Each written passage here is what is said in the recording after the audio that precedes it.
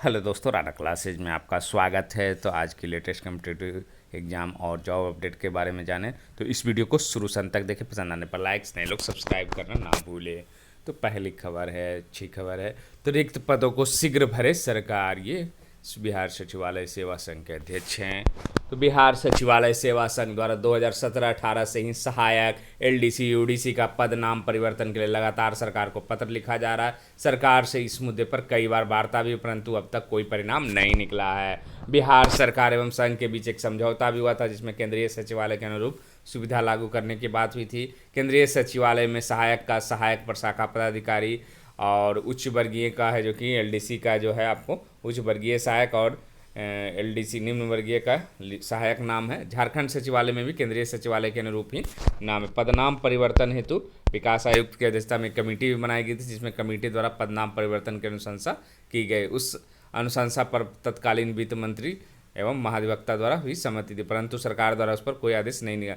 सचिवालय में लगभग 60 तथा प्रोन्नति के लगभग 95% है, जो कि पद रिक्त पड़े। फिर भी कर्मियों द्वारा इतनी कम संख्या में भी पूर्ण रूप से कार्य निष्पादित किया जा रहा है। सचिवालय में अनेक कर्मियों पर विभागीय जांच की कार्रवाई की जा रही। विनोद कुमार अध्यक्ष, बिहार सचिवालय सेवा मांग की गई कि पदनाम परिवर्तन, प्रोन्नति और रिक्त पदों पर है, जो कि अविलंब बहाली की जाए। साथ ही उन सभी कर्मियों को जिन विभागों पर कार्रवाई चल रही है उसको समाप्त किया जाए। तो मतलब साफ है, जो ये पद हैं बिहार सचिवालय में, सचिवालय सहायक आते हैं, फिर उसी में लोअर पोस्ट में फिर आते हैं आपको एलडीसी की, जो आपको इसमें भी आ रही है बीएसएससी इंटर लेवल सेकेंड में भी आएगी, और बीएसएससी सीजे 3 में सचिवालय सहायक की। तो ये जो है आपको उन्होंने मांग की है कि जल्द से जल्द है, जो कि रिक्त पदों को है, जो कि ये भरा जाए, और जल्द से जल्द है, जो कि विज्ञापन निकाल कर है, जो कि भरा जाए। तो निश्चित रूप से जैसा कि बताया था कि जून के बाद हो सकता है कि आपको इसकी प्रक्रिया शुरू हो सकती है, बीएसएससी सीजीएल 3 और बीएसएससी इंटर लेवल सेकेंड के विज्ञापन की। उसके बाद आते हैं दूसरी खबर पर। बिहार में 1.25 लाख शिक्षकों की नियुक्ति का रास्ता जल्द होगा साफ। तो राज्य में 1.25 लाख शिक्षकों की नियुक्ति का रास्ता जल्द निकलने वाला है। राज्य सरकार ने 1,25,000 माध्यमिक और प्राथमिक शिक्षकों की नियुक्ति पर लगी रोक हटाने के लिए पटना हाईकोर्ट से अनुरोध किया है। एडवोकेट जनरल ललित किशोर ने शिक्षा मंत्री के अनुरोध पर एक बार फिर से इस मामले में मुख्य न्यायाधीश से शीघ्र विचार करने की याचिका दायर की। उन्होंने मुख्य न्यायाधीश जस्टिस संजय करोल से कहा कि राज्य सरकार ने हलफनामा दायर कर आश्वासन दिया है कि विकलांग उम्मीदवारों को 4% आरक्षण का लाभ दिया जाएगा। महाधिवक्ता ललित किशोर ने कोर्ट से कहा कि याचिकाकर्ता की मांग सरकार ने मांग ली है, इसलिए पूरी बहाली को रोके रखने का कोई औचित्य नहीं रह गया है। इस पर मुख्य न्यायाधीश ने कोर्ट मास्टर को संबंधित फाइल पेश करने का निर्देश दिया है। उम्मीद है कि जल्दी सुनवाई के बाद शिक्षकों की नियुक्ति का रास्ता साफ हो जाएगा। इसके पहले ब्लाइंड एसोसिएशन ने रिट याचिका दायर की कर कोर्ट से शिक्षकों के बारे में विकलांगों को निर्धारित 4% आरक्षण का लाभ सुनिश्चित करने की गुहार लगाए। तो मतलब साफ है कि सरकार है, जो कि नियुक्ति करने के लिए तैयार है। अब कोर्ट का निर्णय जो भी जल्द करने के लिए अनुरोध किया गया, उम्मीद है कि इसकी प्रक्रिया है, जो कि जल्द से जल्द है, जो कि शुरू होगी, क्योंकि काफ़ी महीनों से इंतज़ार किया और सालों से इंतज़ार किया जा रहा। तो उम्मीद है कि ये इंतज़ार है, जो कि आपको 2-3 महीने के अंदर ख़त्म होगी। उसके बाद आते हैं प्रवक्ता अभ्यर्थी काउंसिलिंग जून में। तो उत्तर प्रदेश के राजकीय डिग्री कॉलेजों में अलग अलग विषयों के खाली प्रवक्ता के पद जून महीने के अंत तक भरे जाएंगे। इसके मद्देनजर उच्च शिक्षा निदेशालय ने चयनितों की काउंसिलिंग की प्रक्रिया शुरू कर दी है। मौजूदा समय में चयनितों का डाटा एनआईसी के सर्वर में फीड करने की प्रक्रिया चल रही है। चयनितों का नाम, मोबाइल नंबर, कॉलेज के नाम, आरक्षण आदि फीड करने के बाद जून के प्रथम सप्ताह में काउंसिलिंग कार्यक्रम जारी किया है। ऑनलाइन काउंसिलिंग पूरी होने के सप्ताह भर के अंदर संबंधित कॉलेजों में चयनितों की नियुक्ति की प्रक्रिया 712 पद के लिए आवेदन लिया गया था। उस शिक्षा निदेशक डॉक्टर अमित भारद्वाज का कहना है कि नियुक्ति में पारदर्शिता के लिए पहली बार ऑनलाइन काउंसलिंग कराई जाएगी। काउंसलिंग का कार्यक्रम जून के प्रथम सप्ताह में जारी करके समस्त कार्रवाई शीघ्र करके नियुक्ति दी जाएगी। मतलब ये ऑनलाइन काउंसलिंग जून से शुरू हो जाएगी।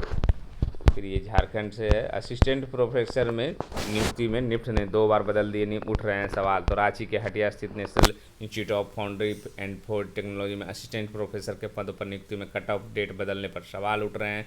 अभ्यर्थियों का कहना है कि योग्यता को लेकर कट ऑफ डेट बदलाव की, जबकि विज्ञापन जारी होने के बाद ऐसा नहीं किया जा सकता। अभ्यर्थियों के अनुसार संस्थान द्वारा जारी विज्ञापन में आवेदन करने की अंतिम तिथि तथा आवश्यक योग्यता अनुभव का होना अनिवार्य किया गया था। इसके अनुसार 6 जनवरी 2020 तक आवश्यक योग्यता व अनुभव रखने वाले अभ्यर्थी ही नियुक्ति के लिए होने वाले साक्षात्कार में शामिल हो सकते हैं। इस साल 25 फरवरी को 22 पदों के विरुद्ध 224 अभ्यर्थियों को शॉर्ट लिस्टेड किया गया था, जिसमें आवश्यक योग्यता व अनुभव कट ऑफ डेट बढ़ाकर 25 फरवरी 2021 किया गया। तो क्या इसमें टोटल जो कितने पद निकाला गया था, 22 पदों का विज्ञापन निकाला गया था।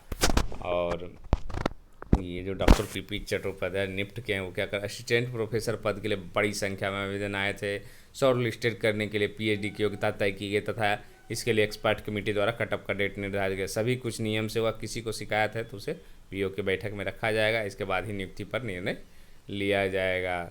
और इसमें क्या था, 78 अन्य अभ्यर्थियों की भी सूची जारी, बाद में नियमों को बताया गया था गलत। और क्या है, कट ऑफ डेट को अगर कोई बदलाव किया भी जाता तो विज्ञापित प्रकाशित होने की तिथि पर कट ऑफ डेट रखा जाना सर्वथा अनुचित और मनमानी। हालांकि संस्थान का निर्देशक करना सभी कुछ नियम से हुआ। तो देखना है इस पर क्या फैसला आता है। नामांकन के सबसे अधिक आवेदन पटना। तो राज्य के बीएड कॉलेजों की नामांकन प्रक्रिया शुरू हो चुकी है। लगातार चौथे साल सभी कॉलेजों में नामांकन संयुक्त प्रवेश प्रक्रिया के द्वारा होगा, जिसके लिए ऑनलाइन आवेदन की प्रक्रिया शुरू हो चुकी है। दूसरी बार तिथि बढ़ने के बाद यह आवेदन अब 5 जून तक चलेगी। अब तक सबसे अधिक आवेदन पटना से आए हैं। इस बार कुल 1.16 लाख आवेदकों में 33.6 हज़ार पटना से ही आवेदन। पटना में कॉलेजों की संख्या भी अधिक है। संयुक्त प्रवेश परीक्षा 14 विश्वविद्यालयों के लगभग 350 कॉलेजों में नामांकन होगा। इसमें सीटों की कुल संख्या 33,000 से अधिक होगी। सबसे अधिक सीटें BR अम्बेडकर विश्वविद्यालय मुजफ्फरपुर में है, जिसमें 57 कॉलेज विश्वविद्यालय संबद्ध, जबकि पाटलिपुत्र विश्वविद्यालय और पटना विश्वविद्यालय मिलाकर जो कि 57 है। सबसे कम एक कॉलेज कामेश्वर सिंह यूनिवर्सिटी, जहां 100 सीटों पर नामांकन के लिए विश्वविद्यालय समानता दे। नामांकन की प्रक्रिया में वे कॉलेज शामिल जिन्होंने विश्वविद्यालय से समानता मिलने के साथ NCTA हुई मान्यता मिलेगी। तो कहाँ कहाँ है जो कि कितनी सीटें हैं, और आर्यभट्ट नॉलेज यूनिवर्सिटी में 33 है जो कि कॉलेज हैं और 3,000 सीटें हैं। BN मंडल यूनिवर्सिटी में 1,350 सीटें हैं। BR अम्बेडकर यूनिवर्सिटी में 750, जयप्रकाश यूनिवर्सिटी 1250, कामेश्वर में 100 है, ललित नारायण मिथिला यूनिवर्सिटी 350, मौलाना मजहरूल हक यूनिवर्सिटी में और सबसे ज़्यादा जो है आपको 6,050 BR अम्बेडकर में है। उसके बाद आपको 6,000 पाटलिपुत्र यूनिवर्सिटी में है। तो इस तरह से आपको तिलका मांझी में 1,600, वीर कुंवर सिंह यूनिवर्सिटी में 2150, मगध में 4100, मुंगेर में 500, पटना यूनिवर्सिटी में 300। तो इस तरह के हैं। और आवेदन कहाँ से आए हैं इसका भी आपको डाटा दिया हुआ। सबसे ज़्यादा पटना से आए, उसके बाद मुजफ्फरपुर से, उसके बाद गया से, उसके बाद दरभंगा, भागलपुर, आरा, मधेपुरा, पूर्णिया, छपरा, मुंगेर और अन्य ये सब जो है जगह से जो कि आवेदकों की संख्या ये 25 मई तक है और ये बढ़ेगी ही। तो उम्मीद है कि आपको 1.5 लाख है जो कि पहुँच सकती है। और ये जो निकाला गया था 50,000 से अधिक पदों की भर्ती का प्रस्ताव, रिक्तियाँ स्पष्ट नहीं किया गया, जो UPPSC जो पेट के लिए किया गया था। तो अधीनस्थ सेवा चयन आयोग 50,000 अधिक रिक्त पदों का प्रस्ताव मिल चुके हैं। आयोग इन प्रस्ताव खामियों को सुधार कराने की कार्रवाई लंबे समय से कर रहा है। इसके बावजूद PET में विज्ञापन में स्पष्ट नहीं किया गया है कि किन किन पदों के कितनी रिक्तियाँ मांगी गई है। प्रतियोगी अभ्यर्थियों का कहना है कि राज्य लोक सेवा आयोग हो या संघ लोक सेवा आयोग प्रारंभिक व मुख्य परीक्षा जरिए भर्ती परीक्षा आयोजित कर रहे हैं। सभी में आवेदन के समय ही भर्ती से संबंधित पद व उनकी रिक्तियों का ब्यौरा उपलब्ध कराया जाता है। इससे अभ्यर्थियों को अपनी तैयारी को लेकर स्पष्टता रहती है। यहाँ आयोग की मंशा स्पष्ट नहीं हो रही है, इस संबंध में आयोग का कहना है, जो चेयरमैन है प्रवीर कुमार का कहना है कि PET आयोग के दायरे में आने वाले सभी पदों के लिए है। मुख्य परीक्षा अलग अलग विभागों के संगत पदों के लिए होगी, तभी संबंधित पदों व रिक्तियाँ का ब्यौरा दिया जा सके। उन्होंने बताया कि द्विस्तरीय परीक्षा प्रणाली केवल भविष्य में विज्ञापित किए जाने वाले पदों के लिए मान्य होंगे और जो पद पूर्व में विज्ञापित हो चुके हैं उनके सापेक्ष कार्रवाई विज्ञापन में दी गई के अनुसार होगी। आयोग ने PET के लिए पाठ्यक्रम व परीक्षा 20 फरवरी को ही वेबसाइट पर डाल दिया है। और वन टाइम रजिस्ट्रेशन की मशक्क़त बेकार। तो आयोग ने 26 मार्च को ऐलान किया था कि द्विस्तरीय परीक्षा प्रणाली प्रारंभिक परीक्षा हो या मुख्य परीक्षा वन टाइम अनिवार्य होगा। वेबसाइट पर OTR शुरू भी करा दिया। करीब 5.5 लाख अभ्यर्थियों ने OTR किया और आयोग ने उसमें बमुश्किल 1.8 लाख का ही E-लॉकर जनरेट कर पाया है। और इसमें प्रक्रिया है, अत्यधिक अगर आवेदन आया तो कई शिफ्ट में होगी परीक्षा। तो आयोग ने कहा कि PET के लिए आवेदन पत्रों की संख्या यदि अत्यधिक संख्या में हो गई तो लिखित परीक्षा 1 से अधिक शिफ्ट में कराई जाएगी। 1 से अधिक शिफ्ट कराने पर क्या होगा, नॉर्मलाइजेशन होगा। जब भी होती है तो 1 शिफ्ट में होती है तब नॉर्मलाइजेशन नहीं होता है, लेकिन अगर 1 से अधिक सीटों में होती है या 1 से अधिक पाली में होती है तो निश्चित रूप से नॉर्मलाइजेशन या अन्य प्रोसेस किया जाता है।